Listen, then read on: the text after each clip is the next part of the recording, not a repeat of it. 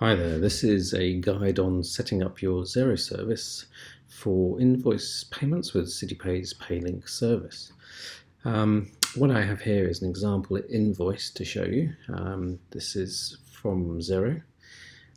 As you can see at the very top here, we have a button, Pay with CityPay.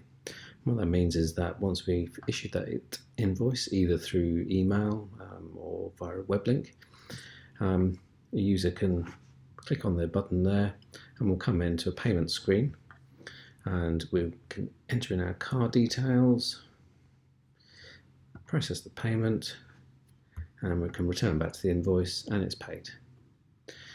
So how does that work? How do we set that up? Let me show you. Okay, so to start setting an account up for Xero integration, we have a login panel, which is a Xero management page. What I'll do here is log in as an account we've got set up already. So I'll just log in here and we load it up. Now what you'll notice here is a small panel explaining who we are and that we need to initialize our application connection to Xero. That's quite simple. We just need to click this blue button here. What will happen is we'll be logged into our Xero application. I've already logged in previously. And we need to grant access to CityPay to use data. In Xero, I've got just a demo company, so I'm going to grant access. And it takes us all the way back to our CityPay page. We then will see some connections here. And what do we have? Okay, we've got the fact that we've already connected. We have got the ability to associate here with branding themes. Branding themes are different types of invoices. So you can have the examples they've got here is an orange invoice or a special project invoice or just a standard one. So basically you can connect CityPay's payments to individual or all. Here we've got all. What we also have is the ability to specify when an invoice is paid which payment account that the payment will be lodged against. So here is a list of your Xero accounts, which are either equity or bank accounts. I'm just going to put it into our business bank account. We can also charge for every transaction that goes through. There's a fee associated with it. So what we can do is lodge the fee to a given account. Now what I'm going to do is actually just create an account for this. The management panel actually will allow the creation of accounts for expenses, etc. So just give it an account code. Let's call that CityPay Paylink fees. Create the account.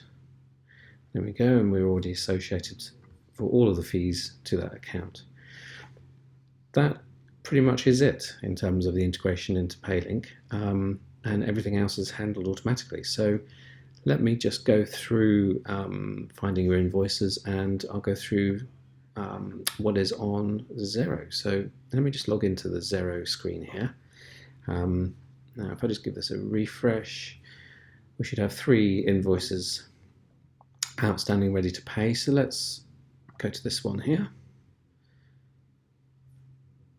Now you can send your invoice via email, as I said before, print it out, whatever. What I'm going to do here is just grab the link and then browse to that invoice. So this is an example invoice that's just been sent out. I click on Pay with CityPay. We'll do exactly as we did before.